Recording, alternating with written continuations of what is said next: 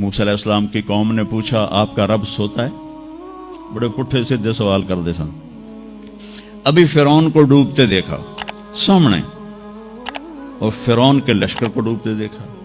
ابھی ان کے پاؤں گیلے تھے, چند قدم چلے تو آگے ایک بستی میں ایک بت تھا جس کی بستی والے پوجا کر رہے تھے. تو کہنے لگے موسیٰ اجعل لنا الہا کما لہم آلہہ. قرآن کی آیت ہے موسیٰ ایک ایو جا خدا سانو بھی لے دے اسی میں متھا ٹیکیے. میں کہا فٹے منہ توڑا وہ ہونے تو تسی ویکھیا کہ کیویں رب نے تہاڈی مدد کیتی ہے تو ہن پتھر دا بت منگدے پے ہو میرے کولوں. تو عجیب و غریب سوال کرتے تھے. تو کہنے لگے رب سوتا ہے؟ موسیٰ علیہ السلام نے ان کو ڈانٹ دیا. اللہ تعالیٰ نے کہا نہیں ایسا کر, رات کو نا 2 پیالے لے کے کھڑے ہو جا پانی کے. خیال کرنا یہ پیالے گرنے نہ پائیں. موسیٰ علیہ السلام بڑے طاقتور ہستی تھے, وہ پیالے لے کے کھڑے ہو گئے. کھڑے کھڑے کھڑے کھڑے اونگ آنے لگی.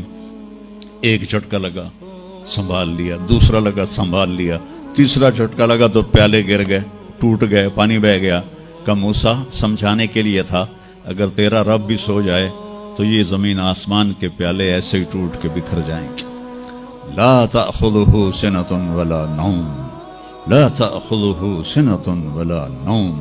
نہ وہ سوتا ہے, نہ وہ اونگتا ہے, نہ وہ کھاتا ہے, نہ وہ پیتا ہے, نہ وہ روتا ہے, نہ وہ حاجت مند ہے, نہ اس کی کوئی عمر گزرتی ہے. وہ ہر قسم کے رنگ و روپ سے پاک ہے, ہر قسم کے زمان و مکان سے پاک ہے, ہر قسم کی حاجات سے پاک ہے. سب کو دیتا ہے, لینے سے پاک ہے, سب کو کھلاتا ہے, کھانے سے پاک ہے, سب کو مارتا ہے, مرنے سے پاک ہے, سب کو سلاتا ہے, سونے سے پاک ہے. سب پر حاوی ہے, کوئی اس پر حاوی نہیں. سب کے اوپر چھایا ہوا ہے, کوئی اس پہ چھایا ہوا نہیں. یہ ہمارے اوپر ہمارے نبی کا احسان ہے کہ انہوں نے بتایا کہ اس کائنات کا بنانے والا ایک اللہ ہے, ایک صمد احد لم یلد ولم یولد ولم یکن له کفوا احد. الحمد للہ الذی بعث فی الامیین رسولا منہم یتلو علیہم آیاتہ ویزکیہم. عزیز طلبہ و طالبات, آپ بہت کچھ یہاں پڑھ رہے ہیں اور ساری نسل ہماری یونیورسٹیز میں پڑھ رہی ہے. چند ایک ایسے سوال ہیں جن کا جواب دنیا کی کسی یونیورسٹی کے پاس کوئی نہیں, اور بڑے سے بڑے اسکالر بھی اپنے علم سے اس کا جواب دینے میں بالکل انگوٹھا چھاپ ہیں کہ اس کائنات کو کس نے بنایا ہے. اس سوال کا جواب دنیا کے کسی علم میں نہیں ہے. ہم تو شکر مسلمان ہیں تو ہمیں ماں باپ کی گود سے ہی اللہ کا تعارف ہو گیا. بہت پرانی بات ہے, ایک چیکوسلواکین یہاں ملا تھا, رائنڈ میں آیا ہوا تھا. تو میں نے اس سے پوچھا کہ اس کائنات کا بنانے والا کون ہے, کوئی پتہ ہے؟ کہنے لگا اسی کو ڈھونڈنے نکلا ہوں, ابھی تک تو کوئی پتہ نہیں. پھر دوسرا سوال ہے کہ اس نے یہ کائنات بنائی کیوں ہے, وہ ہے کون؟ پھر اس نے یہ کائنات بنائی کیوں ہے, اس کا جواب بھی آپ کے پاس کوئی نہیں, کسی کے پاس بھی کوئی نہیں. پھر تیسرا سوال ہے میں کیوں پیدا ہوا؟ میں نے کوئی اپلیکیشن دی تھی, ان بچیوں نے کوئی درخواست دی تھی کہ ہم نے لڑکی پیدا ہونا ہے, یا ان بچوں نے کوئی درخواست دی تھی کہ ہم نے لڑکا پیدا ہونا ہے؟ یہ عورت بن رہی ہے, یہ مرد بن رہا ہے, یہ دیہاتی ہے, یہ شہری ہے, اور 7 ارب انسان ہیں. سب کی شکلیں مختلف ہیں, آنکھوں کا رنگ مختلف ہے, انگلیوں کے پوروں پر چھپا ہوا پرنٹ مختلف ہے. 7 ارب انسانوں میں سے کسی کا یہ پرنٹ کسی کے ساتھ نہیں ملتا. تو ایسا باریک بین کون خالق ہے جس نے, ہم روشنی میں چیز بناتے ہیں اور اللہ تعالیٰ ماں کے پیٹ کے اندھیروں میں بناتا ہے. یخلقکم فی بطون امہاتکم خلقا من بعد خلق فی ظلمات ثلاث. پھر موت کیا چیز ہے؟ کیوں مر جاتے ہیں؟ پیدا ہونے کی درخواست نہیں دی تھی، پیدا کر دیا. کیوں پیدا کیا پتہ کوئی نہیں. اب مرنا نہیں چاہتے، لیکن دائیں بائیں موت کے حملے ہو رہے ہیں. ایک دن مجھ پر بھی ہو جائے گا، آپ پر بھی ہو جائے گا، اور ہم ایک ماضی کی بھولی بسری داستان بن جائیں گے.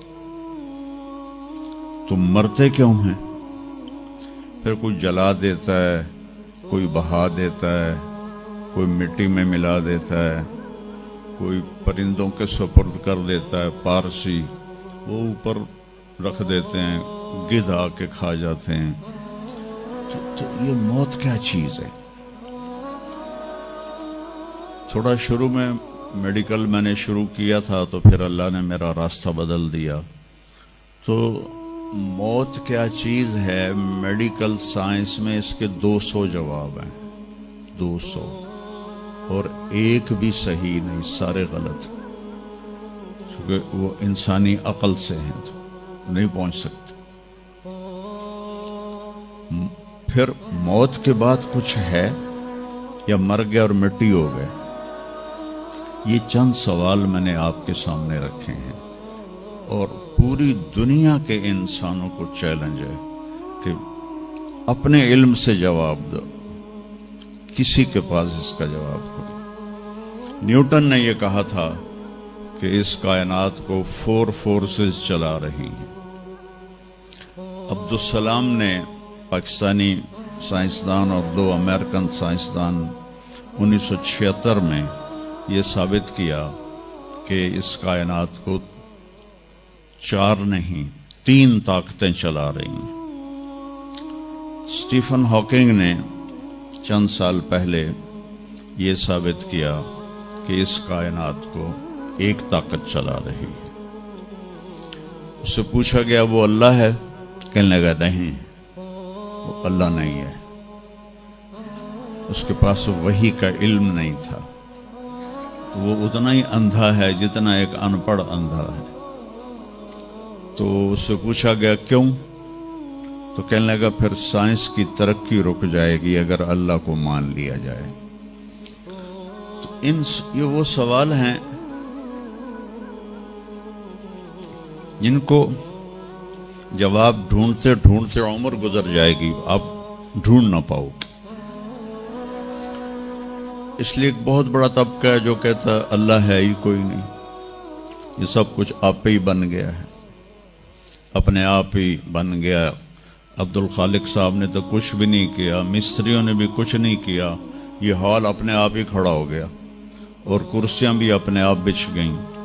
ایسی بے وقوفوں والی سوچ بھی بلا کوئی قابل تعریف ہے کہ علامہ اقبال نے فرمایا تھا ہیچ چیزیں خود بخود چیزیں نشد، ہیچ آہن خنجر تیغ نشد، ہیچ حلوائی نشد استاذ کار، تا غلام میں شکر ریز نشد، مولوی ہرگز نشد مولا روم، تا غلام میں شمس تبریز نشد.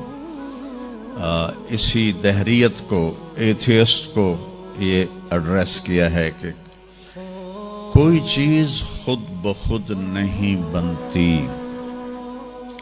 کبھی دیکھا ہے کہ ہیچ آہن خنجر تیغ نشد، لوہے کا ٹکڑا پڑا ہو اور 1000 سال کے بعد وہ اچانک تلوار میں تبدیل ہو گیا ہو، چھری میں تبدیل ہو گیا ہو، خنجر میں تبدیل ہو گیا ہو؟ کبھی دیکھا ہے؟ نہیں ہوتا ایسے. کوئی حلوائی اس وقت تک مٹھائی بنا نہیں سکتا جب تک کسی استاد کے پاس بیٹھ کر لڈو کو گول کرنا نہ سیکھے. اور مولوی روم، مولانا روم نہیں بن سکتے جب تک شمس تبریز جیسی شخصیت کی صحبت حاصل نہ ہو. میں دونوں کے مزار پہ گیا ہوں، ترکی میں اونیا میں دونوں حضرات دفن ہیں، پیر بھی مرید بھی. مولانا روم کو آج شاید کوئی دھرتی پہ جانتا بھی نہ، اور میں اس یونیورسٹی میں ان کا نام بھی نہ لیتا۔ وہ ایک فلسفی عالم تھے اور منطقی عالم تھے۔ وہ دور تھا فلسفہ اور منطق کا، مسلمانوں نے قرآن و حدیث کا علم بہت پس پشت کر دیا تھا، اور جو فلسفہ اور منطق کے عالم ہوتے تھے وہ بادشاہوں کے دربار میں بڑی جگہ پاتے تھے۔ تو ان کے سامنے کتابوں کا ڈھیر تھا ان کے ساتھ، اور ادھر طالب علم بیٹھے تھے، انہیں وہ پڑھا رہے تھے، اور یہ کتابیں قلمی نسخے تھے، ہاتھ سے لکھے ہوئے۔ تو شمس تبریز رحمہ اللہ مسجد میں داخل ہوئے ننگے پاؤں، اور سفر کے آثار پگڑی پر بھی، کپڑے پر بھی۔ تو وہ بڑی سادگی سے پوچھتے ہیں کہ مولانا این چیست، یہ کیا ہے؟ وہ کتابوں کا ڈھیر۔ تو نے اس کو یوں دیکھا تو کہے تو ان پڑھ جائے چٹا انہوں میں کی جواب دے وہاں، کہنے لگے این است کہ تو نمی دانی، میرے پیارے یہ وہ ہے جو تو نہیں جانتا۔ تو ایک دم آگے بڑھے، کتابوں کو یوں دھکا دیا، ساتھ ہی تالاب تھا، ساری کتابیں تالاب میں چلی گئی۔ اب نیا پرنٹ نکالنا آج کل تو کوئی مشکل نہیں ہے، کوئی پریشانی کی بات نہیں ہے، نیا پرنٹ مل جائے گا۔ جس نے ہاتھ سے سینکڑوں کتابیں لکھی ان کو تیرا بیڑا غرق، وہ ان پڑھ بندیا تو میری حیاتی برباد کر دیتی، نہ مراد ہوڑا میں دوبارہ کتوں لکھ کے لیاواں گا۔ وہ مسکرائے، حوض میں چھلانگ لگائی، اور ایک ایک کر کے ہر کتاب خشک ان کے سامنے رکھتے گئے، خشک، اس سے مٹی نکل رہی، سامنے رکھتے گئے رکھتے گئے رکھتے گئے، پورا ان کا جو ان کی لائبریری تھی وہ پانی سے خشک نکال کر ان کے سامنے رکھ دی۔ ہن ملا جی دی واری آ گئی، کہنے لگے این چیز وہ یہ کیا ہے، این چیز وہ یہ کیا ہے؟ تو شمس تبریز بولے این است کہ تو نمی دانی، یہ وہ ہے جو تو نہیں جانتا، جس کو علامہ رحمت اللہ علیہ نے کہا مولوی ہرگز نہ شد مولا روم تا غلام شمس تبریز نشد۔ یہ ہمارے ملتان والے شمس تبریز نہیں ہیں، یہ شمس سبزواری ہیں۔ شمس تبریز تو وہ قونیہ میں ہے، دونوں کے مزار قریب قریب ہیں، ساتھ ساتھ ہیں۔ تو ایک طبقہ ادھر چلا گیا کہ آپ ہی بن گیا سب کچھ، ایک دھماکہ ہوا تھا اور ہر چیز بن گئی۔ وہ دھماکہ فرض کرو اگر یہاں کوئی ٹھا کر دے ٹھا، کچھ پٹاخہ ہی چھوڑ دے، تو آپ لوگ ان دروازوں سے کیسے نکلو گے؟ بھاگتے ہوئے کہ بڑے آرام سے؟ عبد الخالق صاحب دے تو ہی چڑھ کے جاؤ گے، ساڑی جان بچے۔ اور اگر میں یوں کہوں کہ گندم کا ڈھیر پڑا تھا، اس میں دھماکہ ہوا اور گندم اڑتی ہوئی بوریوں میں جا کے فکس ہو گئی، اور بوریاں سل گئیں اور ٹرک پہ چڑھ گئیں اور منڈی میں جا کے بک گئیں، تو تسی دو جتیاں مار کے میں نے باہر کر دے منا۔ ایک دھماکہ ہوا، وہ دھماکہ اتنا قابل تھا، اتنا علم والا تھا کہ اس سے دو طاقتیں پیدا ہوئیں، ایک سپیڈ کی اور ایک مقناطیس کی۔ تو اگر سپیڈ اور مقناطیس کی طاقت میں ایکوالٹی نہ ہوتی اور 1/10 خرب سیکنڈ، یہ ایک آسٹریلین سائنسدان کی بات میں بتا رہا ہوں، ایک سیکنڈ کے تو 100 سے زیادہ حصے ہو نہیں سکتے، لیکن انہوں نے کہا فرض کرو اگر 1 سیکنڈ کے 1/10 خرب حصے ہوں، تو وہ 1/10 خرب حصے میں اگر تھوڑا سا رفتار اور مقناطیس کی طاقت میں فرق آ جاتا تو ساری کائنات ٹکرا جاتی۔ لیکن یہ اتنی سمجھدار، اتنی اعلیٰ پڑھی لکھی کائنات ہے کہ نہ رفتار زیادہ ہوئی کہ پھیل کے فنا ہو جائے، نہ مقناطیس زیادہ ہوا کہ سکیڑ کے پھر زیرو کر دے. تو اس بیلنس کو خود بخود قائم ہو جانا، اس تو وڈا کملا کوئی نہیں، بے وقوف کوئی نہیں جو کہتا سورج کا بھی ایک سسٹم بن گیا، چاند کا بھی بن گیا، گلیکسی کا بھی بن گیا، اور اپنا آپ چلے جا رہے ہیں چلے جا رہے ہیں چلے جا رہے ہیں، ایسے ہی رہیں گے، ہمیشہ رہیں گے. کچھ کہتے ہیں فنا ہو جائیں گے. یہاں انسان جاہل ہے. اس جہالت کو دور کرنا سب سے پہلا علم ہے. اگر مرتے ہوئے مجھے پتا چلا کہ یہاں تو معاملہ کچھ اور ہے، جو لوٹ آئیں تو کچھ کہنا نہیں، بس دیکھنا انہیں غور سے جنہیں راستوں میں خبر ہوئی کہ یہ راستہ کوئی اور تھا. چلتے چلتے پتا چلا کہ ہم تو کہاں پہنچ گئے، تو اس وقت تو پھر رب ارجعون کے نعرے قرآن کہہ رہا ہے.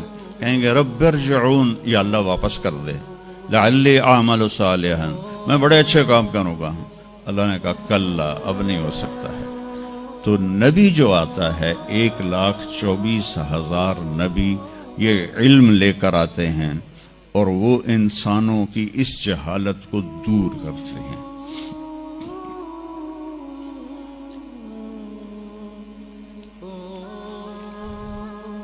سب سے آخر میں اللہ تعالیٰ نے جناب رسول اللہ صلی اللہ تعالی علیہ وسلم کو پیدا کیا. ان کی زندگی کو قیامت تک کے لیے نمونہ بنانا تھا. قیامت تک کے لیے وہ نبی بن کے آئے ہیں. لکل قوم ہاد، ہر قوم میں نبی آتے تھے، لیکن ہمارے نبی کے بارے میں اللہ نے کہا وما ارسلناک الا کافۃ للناس بشیرا ونذیرا، ہم نے آپ کو پوری دنیا کے انسانوں کے لیے بھیجا ہے. تو اس کے لیے ضروری تھا کہ آپ کی زندگی کی ہر چیز کھلی کتاب کی طرح آج بھی ہمارے سامنے موجود ہو. اگر میں آپ کے طریقے پر چلنا چاہوں تو میرے پاس مواد موجود ہو. تو یہ واحد نبی ہیں جن کی ہر چیز اللہ تعالیٰ نے محفوظ کی. کسی نبی کی پوری زندگی محفوظ نہیں ہے، کسی نبی کی. آدم علیہ السلام سے لے کر عیسیٰ علیہ السلام تک کسی نبی کی مکمل زندگی موجود نہیں ہے.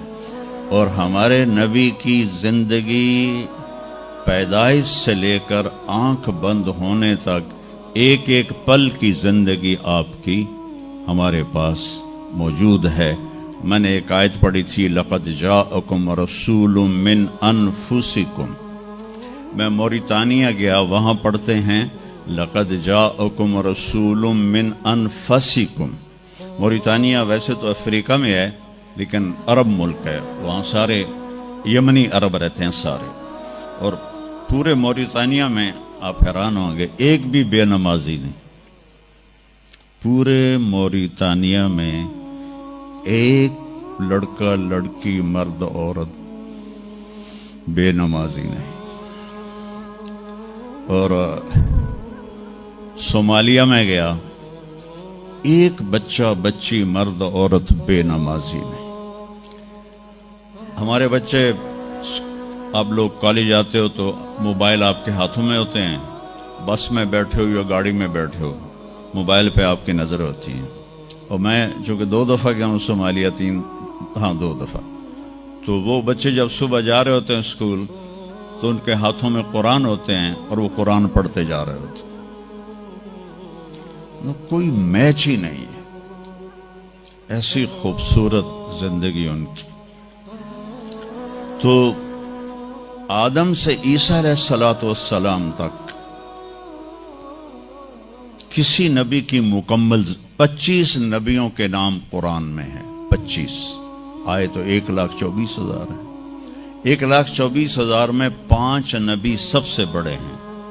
نوح علیہ السلام، ابراہیم علیہ السلام، موسیٰ علیہ السلام، عیسیٰ علیہ السلام اور محمد علیہ السلام. یہ 5 نبی اولو العزم کہلاتے ہیں. یہ سب سے بڑے رسول ہیں، سب سے بڑے رسول ہیں. لیکن زندگی صرف ہمارے نبی کی. من انفسکم میں اشارہ ہے آپ کی خاندانی وجاہت کی طرف کہ آپ بنو ہاشم سے ہیں جو سب سے عالی خاندان ہے، اور آپ کا نسب آدم علیہ السلام تک محفوظ ہے، بے داغ نسب ہے۔ آپ نے فرمایا میں اپنے باپ، جتنے بھی میرے پیچھے باپ ہیں، کسی میرے باپ سے زنا ثابت نہیں ہے، میرے کسی باپ نے زنا نہیں کیا ہے۔ یہ نسل کی حفاظت کا نظام چلایا۔ ایک دفعہ میں نے نا ملتان کی ضلع کونسل سے اپنے تلمبہ ہمارا ہوم ٹاؤن ہے، تو اس کے گرد ہماری زمینیں ہیں، تو میں نے اپنے بزرگوں کے دیکھنے کے لیے نام شجرے، تو وہاں سے میں نے 3 لاکھ روپیہ دے کے تو وہ رجسٹر نکلوایا۔ 1874 کا رجسٹر تھا، تو اس میں 1874 سے پہلے کا تو لکھا ہوا نہیں ہے، بعد کا لکھا ہوا ہے آخر تک۔ تو اس میں 19 نام مجھے ملے، میں ان کو یاد نہیں کر سکا، حالانکہ میرے پیو دادے پردادے، لیکن میں یاد نہیں کر سکا۔ دہرانے کی کوشش کی، حافظہ بھی اللہ نے اچھا دیا، یاد نہیں ہوئی کہ اس میں وہ دلچسپی نہیں تھی۔ میں نے اپنے نبی کا نسب نامہ یاد کرنا شروع کیا، اس میں 90 نام ہیں، اور میرے دل میں تھا کہ میں روضہ رسول کے سامنے کھڑے ہو کر آپ کو سلام پیش کروں گا، آپ کے نسب کا پوری پیڑھی، ہماری پنجابی میں پیڑھی کہتے ہیں، پوری پیڑھی پڑھ کے میں آپ کو سلام پیش کروں گا، کیونکہ ہمارا کلچر ہے، ہم لوکل لوگ ہیں، ہم مائگریٹڈ نہیں ہیں، نسلوں سے آباد ہے اور زمیندار ہیں۔ تو ہمارا ایک کلچر ہے کہ ہمارے مراسی ہوتے ہیں، وہ آ کے ان کا کوئی کام نہیں ہوتا، سرداریاں قائم، دیر آباد، میاں طارق جمیل دے، میاں اللہ باش دے، میاں نیت علی دے، میاں گانے دے، میاں جہانے دے، اگو میں نے بھی نہیں پتا، وہ پڑھی جاندے، اور وہ لے کے جاتے ہیں دانے، لے کے جاتے ہیں پیسے، ان کی بچیوں کی شادیاں کرواتا ہوں، بیمار ہو جائیں علاج کرواتا ہوں، اور کام وہ دھیلے کا نہیں کرتے۔ ایک مراسی اپنے بیٹے کو لے کر آ گیا، میں ڈیرے میں تھا، کہنے لگا میاں صاحب، ہمارا ٹائٹل وہاں میاں صاحب میرے پوتر نو نوکری لوا دے۔ میں کہا کدی مراسیاں نوکری کیتی ہے پہلے؟ کہنے لگا بھوکے مر گئے ہیں، دیرے اجڑ گئے، زمیندار شہرانو بڑھ گئے، تو سوا کوئی سانو خیرات ہی نہیں لبدی، تو چلو کوئی نوکری کر لوے۔ میں نے اس کے سامنے بیٹھے فون ملایا، فاطمہ شوگر مل کے جو جی ایم تھے، میرے دوست تھے، میں نے کہا ایک بچہ بھیج رہا ہوں، رکھ لو۔ انہوں نے کہا بھیج دیں، لیبر میں رکھ لوں گا۔ تو میں نے اسی طرح کہہ دیا چاچا انہوں لے جا، لیبر اچ رکھ لے سن، بھلا ہوئے سرداریاں قائم۔ چوتھے دن دونوں پھر میرے ڈیرے پر، میں کہا تینوں تو مظفر گڑھ بھیجے آئی تو واپس کیوں آ گیا؟ تو اس کا باپ کہتا ہے میاں صاحب میں سمجھا لیبر کوئی وڈا افسر ہوندا ہے، تو میرا پتر افسر ہو سی، انہیں تو بوریاں چوا چوا چوا دی کنڈ بن چھڑی۔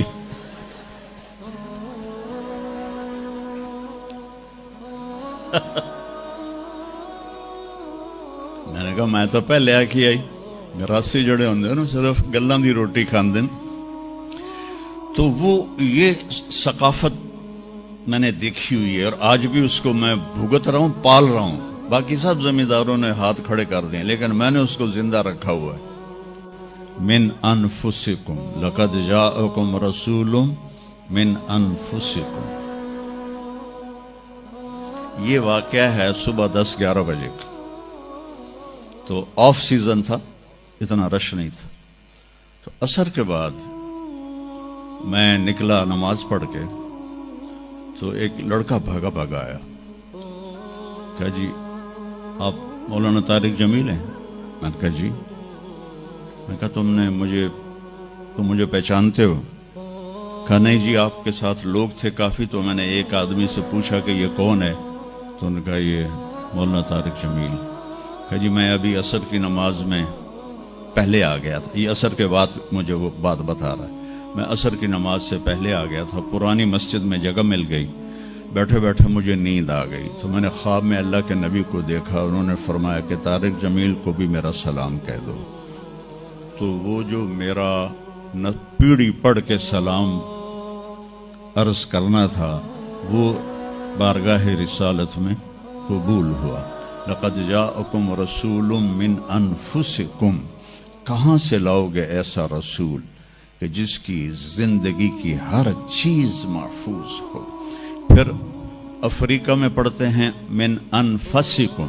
انفس کہتے ہیں نفیس کو, کہ ایسا نفیس کوئی ہے. ایک بدو عورت تھی, جب آپ تشریف لے گئے نا ہجرت کر کے مدینہ, تو رابغ ایک جگہ آتی ہے, وہاں بھوک لگی, پیاس بھی. تو ایک خیمہ دیکھا, وہاں پہنچے تو ایک بڑھیا بیٹھی تھی, اس کا نام تھا ام معبد الخزاعیہ.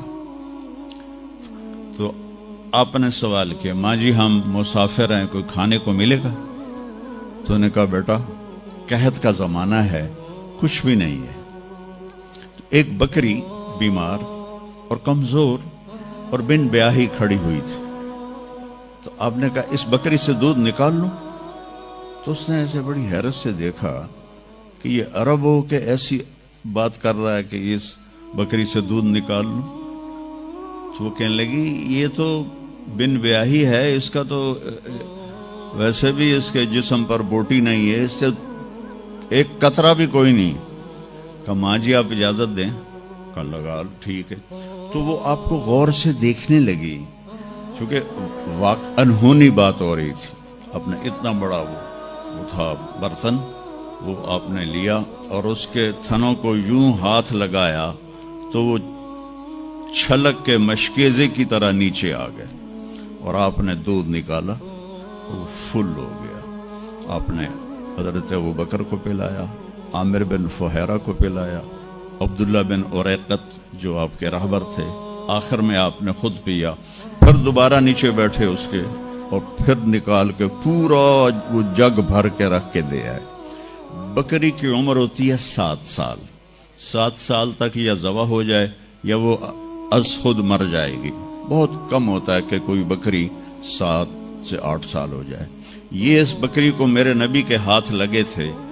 یہ بکری 22 برس زندہ رہی, 22 برس, اور اس کو ذبح نہیں کیا گیا, یہ مر گئی, خود ہی مر گئی, وہ نبی کے ہاتھوں کی برکت. شام کو اس کا خامد آیا ابو معبد, نے کہا یہ دودھ کہاں سے؟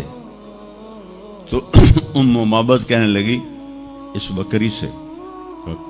پاگل ہو گئی ہیں, یہ بکری تو دے سکتی ہے. کہ میں بھی یہ سمجھ آئی نہیں دین دی, پر کوئی جادوگر آیا ہے, وہ ہاتھاں دی کرامت آئی, جگ بھریا پیا. کہنے لگا ان عتیلی, مجھے اس کی صورت بتا, وہ کیسا تھا؟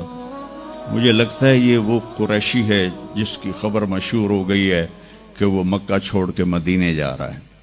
تو اب وہ بولی, ترجمہ بعد میں کروں گا, اب الفاظ کا ردم اور اس میں جو موسیقی ہے اس کو آپ تھوڑا محسوس کیجئے گا. رأیت رجلا ظاہر الوداء ابلج الوجه حسن الخلق لم تعبه ثجلة لم تزری به سعلة وسیم قسیم في عینیه دعج في اشفاره وطف في صوته سحل في لحيته كثافة في عنقه سطع. اذا تکلم علاه البهاء واذا سکت علاه الوقار من انفسکم. میں نے ایک شخص دیکھا, مجھے یوں لگا جیسے 14ویں کا چاند ہی کپڑے پہن کے زمین پہ آ گیا ہے, ایسا دیکھا.